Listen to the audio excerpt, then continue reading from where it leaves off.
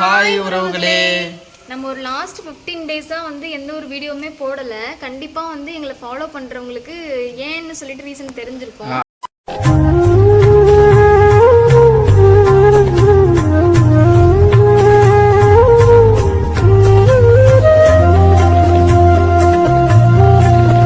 அது ஏன்னா எங்க வீட்டுக்கு வந்து குட்டி இளவரசி வந்துட்டாங்க. ஆமா, ஆக்சுவலி எங்களுக்கு வந்து டெலிவரி டேட் வந்து மே 25th தான் கொடுத்துருந்தாங்க. ஆனால் எதிர்பாராத விதமாக எப்போ புஜு மே 11ஆம் தேதி வந்து பாப்பா வந்து பிறந்துட்டாங்க. கிட்டத்தட்ட ஒரு 2 வீக் முன்னாடியே வந்து பார்த்தீங்கன்னா பிறந்துட்டாங்க.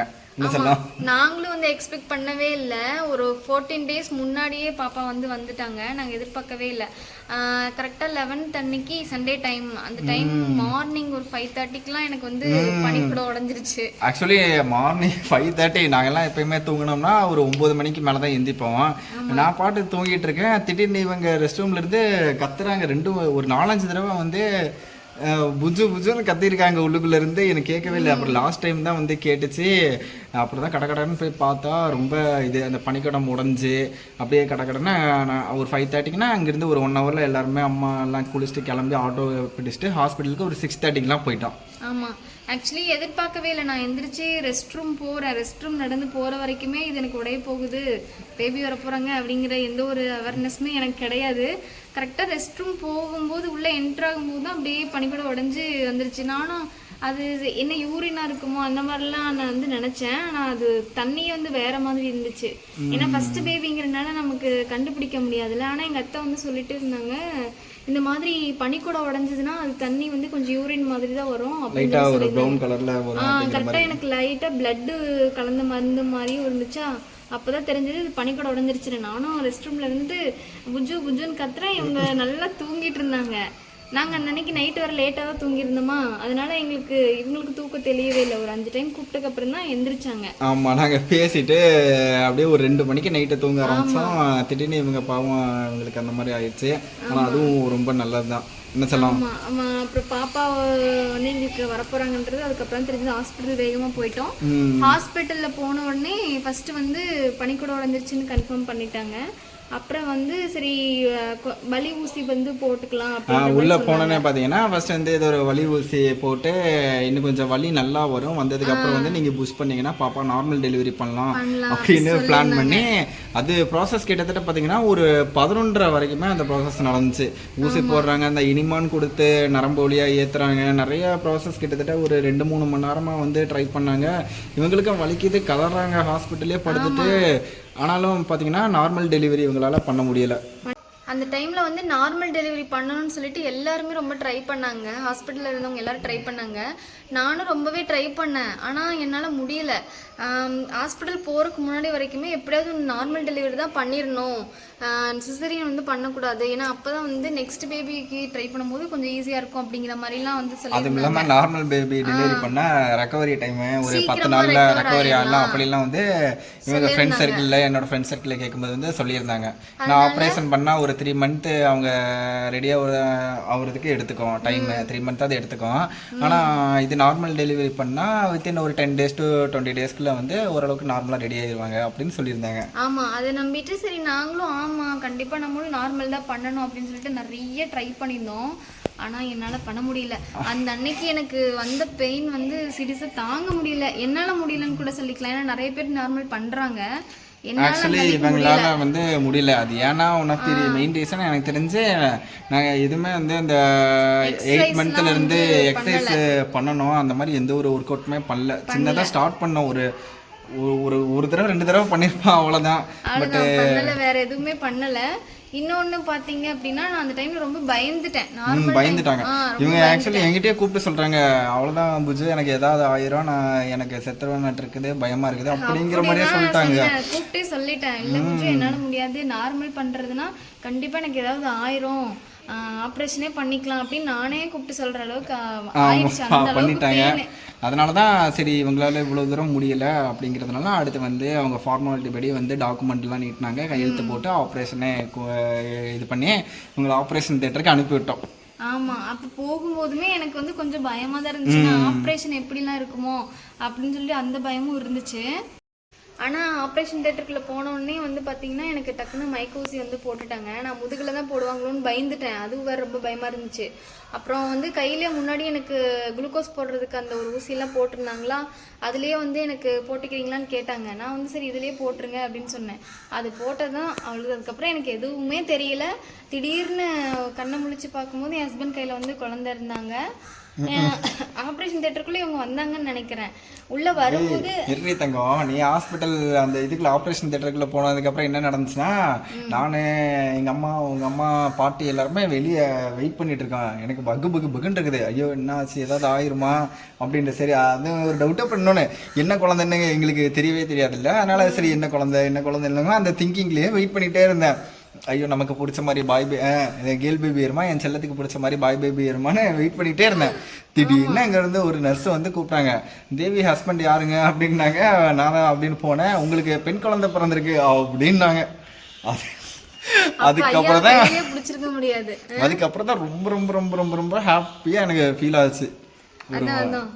ஆமா ஏண்டி 10 மாசமா எதிர்பார்த்துட்டே இருந்துட்டு திடீர்னு கமெண்ட் ஃபுல்லா பாய் பேபின்பாங்க.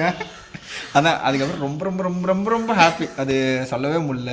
அதுக்கப்புறம் உள்ளே போயிட்டு பாப்பாவை பார்த்தேன். செம்ம க்யூட்டாக அழகாக சமத்தாக இருந்தாங்க. அப்படியே பாப்பாவை பார்த்துட்டு வெளியே வந்தேன். அப்புறம் க்ளீன் பண்ணிவிட்டு ஒரு 1/2 hour கழிச்சு பாப்பாவுக்கு தூக்கிட்டு வந்து என் கையில் அழகாக கொடுத்தாங்க. அப்புறம் நாங்கள் பாப்பாவை வச்சு பாப்பா கூட விளையாடிட்டு இருந்தோம். ஒரு 1/2 hour, அதையும் தாண்டி ஒரு 1/2 hour கழிச்சு தான் வந்து மேடம் வெளியே டிஸ்சார்ஜ் பண்ணி எங்கள் ரூமுக்கு தூக்கிட்டு வந்து கொடுத்தாங்க. அதான் அப்போ கூட எனக்கு சரியாக எந்த ஞாபகமே இல்லை. கண்ணு வந்து லைட்டாக திறக்க முடியல. பட் பேசுறதெல்லாம் வந்து எனக்கு கேட்டுச்சு. சுற்றி பேசுறதெல்லாம் வந்து எனக்கு கேட்டுச்சு. உள்ள சரி தேவி எப்படிங்க இருக்கிறா, தேவிக்கு பரவாயில்லையா அப்படின்னு கேட்டேன். அவளை வெளியே அப்படியே அந்த ஸ்ட்ரக்சர் மாதிரி அதில் லைட்டாக இழுத்துட்டு வந்து காமிச்சாங்க.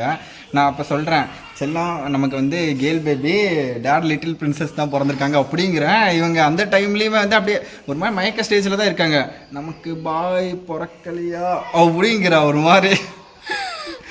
எனக்கு வந்து பாய் பேபின்னா அவ்வளோ பிடிக்கும். ஸோ பாய் பேபி தான்ட்டு நான் வந்து கான்ஃபிடென்ட்டாக. ஏன்னா இவங்க ஃபேமிலியில் 3 பேருமே வந்து பொண்ணுங்க தான். இவ தான் பெரிய அக்கா.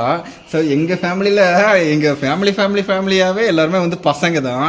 சின்ன வயசுலேருந்தே ஏதாவது அடாப்ட் பண்ணலாமா பெண் குழந்தை அப்படிங்கிற அளவுக்கு இருந்தது மைண்ட் செட்டு. இப்போ தான் ரொம்ப ரொம்ப ரொம்ப ஹாப்பி. எங்கள் ஃபேமிலியே ரொம்ப ஹாப்பியாக இருக்கிறோம். ஆமாம். அப்புறம் நிறைய பேர் வந்து கண்டிப்பாக கமெண்ட்ஸில் கேட்பீங்க, சி செக்ஷன் வந்து எப்படி இருந்துச்சு, உங்களுக்கு எக்ஸ்பீரியன்ஸ் எப்படி இருந்துச்சுன்னு கேட்பீங்க. எனக்கு வந்து அந்த ஃபஸ்ட்டு 24 ஹவர்ஸில் வந்து நம்மளை வந்து நடக்க சொல்லுவாங்க. ஆப்ரேஷன் பண்ணி கொஞ்சம் 24 ஹவர்ஸ் ஆனதுமே கொஞ்சம் நீங்கள் நடக்கலாம் அப்படின்ற மாதிரி நடக்க சொல்லுவாங்க. அந்த ஃபஸ்ட்டு வாக்குங்கிறது ரொம்ப ரொம்ப ரொம்ப கஷ்டமாக இருந்துச்சு. என்னால் நடக்கவே முடியல. நான் நடக்க மாட்டேன் அப்படி தான் சொல்லிட்டு இருந்தேன். அப்புறம் என் ஹஸ்பண்ட் தான் வந்து இல்லை நடக்கணும், கொஞ்சம் கொஞ்சமாக மெதுவாக ஒரு ஸ்டெப்பாக எடுத்து வை அப்படின்னு சொல்லிட்டு இவங்க எனக்கு சப்போர்ட் பண்ணாங்க. அந்த அவங்களோட சப்போர்ட்னால அப்படியே மெதுவாக ஒரு ஸ்டெப்பாக எடுத்து வச்சு நடக்க ஆரம்பித்தேன். ஆமாம் ஃபஸ்ட்டு அந்த ஏன்னா ஆப்ரேஷன் தேட்டர்லேருந்து உள்ளே வந்து பெட்டில் போட்டாங்க. படுத்துக்கிட்டே தான் இருந்தாங்க. அந்த யூரின்ல எதுவுமே போக முடியாது. டியூப் அது இதுன்னு மாட்டிடுவாங்க. குளுக்கோஸ் தான், சாப்பாடு எதுவும் கொடுக்க முடியாது. ஃபஸ்ட் நாள் ஃபுல்லாக பார்த்தீங்கன்னா ஒரு 24 hours இப்படி தான் போச்சு. அதுக்கு அடுத்த நாள் தான் வந்து இவங்களை வந்து நீங்கள் நடக்கணும், லைட்டாக ஒரு ஸ்டெப்ஸ் எடுத்து நடக்க ட்ரை பண்ணுங்க, நடந்தீங்கன்னா தான் அந்த ஸ்டிச்சஸ் வந்து இன்னும் கொஞ்சம் க்யூர் ஆகும் அப்படின்னாங்க. அப்போதான் வீட்டுக்கும் விட முடியும். இவங்க ஃபர்ஸ்ட் நாள் தான் ரொம்ப ட்ரை பண்ணாங்க நடக்கிறதுக்கு. ஆனால் வந்து முடியலை. ஒவ்வொரு சுக்கும் அப்படியே பயந்து அது இவங்களுக்கு ரொம்ப பயம் இருந்துச்சு. இன்னொன்று பயம், நான் ரொம்ப பயந்துருந்தேன். நார்மல் டெலிவரி பண்ணும்போதே ரொம்ப ரொம்ப எனக்கு பெயின் வந்துருச்சா. அந்த பெயினை பார்த்துட்டு ஐயோ வேணவே வேணாம், இந்த மாதிரி நார்மல் தான் நீ என் ஹஸ்பண்ட் வந்து நார்மல் ட்ரை பண்ணுன்னு சொல்லியிருந்தாங்க. எங்கள் அத்தை, எங்கள் அம்மா எல்லாருமே. எங்கள் அம்மாயி வேற வழியில நான் துடிச்சுக்கிட்டு இருக்கேன். எங்கள் அம்மாயி வந்திருந்தாங்களா, இதெல்லாம் வலியே இல்லைம்மா, வலியே பிடிக்கலையே பிள்ளைக்கு அப்படின்னாங்க. எனக்குன்னா சரியான கோவம். என்னடா அது வழியில கத்திட்டு இருக்கேன், வழியே பிடிக்கலையே அப்படின்னு சொல்லிட்டு சொல்றாங்களே அப்படின்னு சொல்லிட்டு சரியான இது.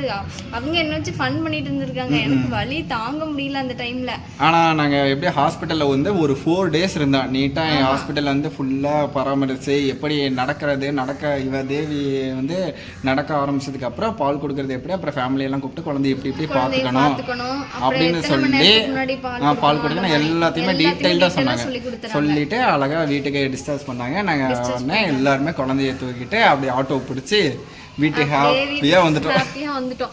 ஆனா நார்மல் டெலிவரி பண்ணும் அப்படின்னு சொல்லி இருந்தேன்னா புஜோ கண்டிப்பா நான் செகண்ட் பேபிக்கு ஒத்துருக்க மாட்டேன். இதுக்கு மேல நான் என் வாயில இருந்து அந்த நார்மல் டெலிவரிங்கிற வார்த்தையே வராதுடி. ஏன்னா நான் கண் கூட பார்த்துட்டேன். இவ எப்படி கதறினாங்கிறது எனக்கு தெரியும். ரொம்ப ரொம்ப ரொம்ப அது புஷ் பண்ணுவா. இனிமே வேற கொடுத்துருக்காங்க. அது வந்து என்னமோ வயிற்று நல்லா புரட்டுமாமா, நல்லா உந்துற மாதிரி புரட்டுமாமா. இவ ரொம்ப ரொம்ப ட்ரை பண்ணி ரொம்ப கதறினா. எனக்கு ஐயோ என்னடா இது விட முடியாம நார்மல் டெலிவரி என்னடா இவ்வளோ கஷ்டமா இருக்குதா அப்படிங்கிற மாதிரி ரொம்ப ஃபீல் ஆயிடுச்சு. ஆனால் ஆப்ரேஷன் போனாங்க, 1/2 hourல வந்துட்டாங்க. ஆனால் 3 month வந்து இருக்கும். பட் எனக்கு தெரிஞ்ச அந்த நார்மல் டெலிவரியை விட ஆப்ரேஷன் எனக்கு சேஃபாக தான் ஃபீல் ஆச்சு. எனக்கு நிஜமாலுமே நீ நார்மல் பண்ணுன்னு சொல்லியிருந்தா செகண்ட் பேபி கண்டிப்பா நான் வேணாம்னு சொல்லியிருப்பேன். இன்னையோட பாப்பாவோட நான் வீட்டுக்கு வந்து 2 week கிட்டத்தட்ட ஆகுது. ஸோ என் செல்லம் ஓரளவுக்கு ஃபுல்லாகவே க்யூர் ஆகிட்டாங்க. ஆமாம், ஓரளவுக்கு இப்போ நான் க்யூர் ஆகிட்டேன். பாப்பாவும் நல்லா இருக்கா, நானும் ரொம்ப நல்லா இருக்கேன். என் ஹஸ்பண்ட் ரொம்பவே குஷியில் இருக்காங்க, பொண்ணு வந்துட்டாங்க. ஆமாம், இனிமே குஷி தான். இப்போ பாப்பா என்ன பண்ணுறாங்கன்னு பார்க்கலாமே. ஆக்சுவலி பாப்பாவோட ஃபேஸ் ரிவீல் வந்து பண்ண சொல்லி நிறைய பேர் கேட்பீங்க. ஆமாம், ஆக்சுவலி வீட்டில் உங்களுக்கே தெரியும், எல்லார் வீட்லேயுமே இப்படி தான் ரெஸ்ட்ரிக்ட் பண்ணுவாங்க. ஸோ வந்து ஃபேஸ் ரிவீல் வந்து ஒரு அதுக்கான நேரம் அமையும் போது கண்டிப்பாக ரிவீல் பண்ணுறேன். அது தப்பாக எடுத்துக்காதீங்க எப்படி சொல்கிறேன்னு. இப்போ வந்து பாப்பா தூங்குறாங்க. இவங்களை வந்து நான் கஷ்டப்பட்டு தூங்க வச்சிருக்கேன். ஆக்சுவலி இவளை வச்சிருக்கிறது ஒரு டைம் பாம்பை கையில் வச்சிருக்கிற மாதிரியே இருக்கு. ஆமாம், சமத்து ஃபோட்டோ கட்டக்கூடாது. ஃபோட்டோ காட்டில் அப்படியே லைட்டாக இருக்கிறேன். ஃப்ரண்ட் கேமராவில் வீடியோ எடுக்கிறது ரொம்ப கஷ்டமா இருக்குது. ரொம்ப கஷ்டம். அவ்வளோதான் உறவுகளே. சீக்கிரமா ஒரு கிம்பில் வாங்கலாம் செல்லக்குட்டி. பிடிச்சி கையெல்லாம் வலிக்குது. அதனால தான் 2-3 தடவை அப்படியே கட் பண்ணி வீடியோ அட்டாச் பண்ணிட்டு இருக்கிறோம். ஆமா, ஆனா சமத்தா தூங்கிட்டு பாறேன் செல்லக்குட்டி. கண்டிப்பா பாப்பாவோட ஃபேஸ் வந்து நாங்க ஒரு நல்ல நாள்ல வந்து ரிவீல் பண்றோம். அதே மாதிரி பாப்பாவுக்கு வந்து பேர் வைக்கிறதுக்கு பிளான் பண்ணியிருக்கிறோம். அது ஐ திங்க் நாங்கள் பேர் ஒன்று செலக்ட் பண்ணியிருக்கோம். அந்த பேர் எப்படி இருக்குதுன்னு நீங்களே சொல்லுங்க. ஆராத்யா. என்ன சொல்லலாம்? ஆராத்யா. இல்லடி, ரிவீல் பண்ணலடி சொன்னேன். ஐயோ சரி, இது எப்படி இருந்தாலும் ஃபுல் வீடியோ கம்மி பேர் தான் பார்ப்பாங்க. எப்படி இருந்தாலும் தனியாக ஷார்ட்ஸில் போடுவோம்ல, ஒன்றும் பிரச்சனை இல்லை. நாங்கள் வந்து இத்தனை நாள் வந்து இதனால தான் வீடியோ போடாமல் இருந்தோம். இதுக்கப்புறமேட்டு நிறைய இன்ட்ரெஸ்டிங்கான வீடியோஸ்லாம் போடுவோம். ஸோ கீப் வாட்சிங். எஸ், அதுவரை உங்களிடம் இருந்து விடைபெறுவது உங்கள் RD fame vlogs. Tata bye bye, see you. இப்போ எங்கள் குட்டி தங்கத்தோடு இருக்கோம் நாங்கள்.